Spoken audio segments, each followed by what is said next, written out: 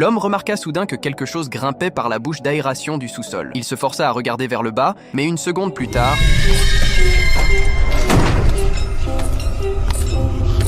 Bowman eut si peur qu'il referma brusquement la grille et recula. C'est seulement à ce moment-là qu'il réalisa que la légende de l'hôtel était vraie. Il y avait bel et bien des sorcières dans le sous-sol. Alors que la sorcière continuait à monter, Bowman, paniqué, se réfugia dans la pièce voisine et verrouilla la porte. Mais il savait pertinemment au fond de lui que cela ne l'arrêterait pas. Juste au moment où la sorcière tendait la main pour ouvrir la porte, Bowman se souvint soudain d'une règle issue du folklore populaire. Tant qu'un cercle était tracé à la craie sur le sol, la sorcière ne pouvait pas lui faire de mal. Bowman commença précipitamment à dessiner à côté du lit. Finalement, une seconde à peine avant que la sorcière ne se jette sur lui, Bowman finit de tracer le cercle et se cacha sous le lit. La sorcière, comme si elle se heurtait à une barrière invisible, fut incapable de la franchir. Bowman resta dans le cercle de craie, écoutant les bruits étranges autour de lui, et tint bon jusqu'à l'aube. Après avoir vérifié que la sorcière était partie, Bowman sortit prudemment du cercle et constata qu'il n'avait pas été attaqué. Puis, il s'empressa de continuer à chercher une sortie. C'est alors qu'il vit son ami Jerry s'apprêter à partir. Mais à ce moment précis, Jerry n'entendait pas ses appels à l'aide. Bowman eut soudain l'idée d'utiliser la sonnette à tirette pour attirer l'attention.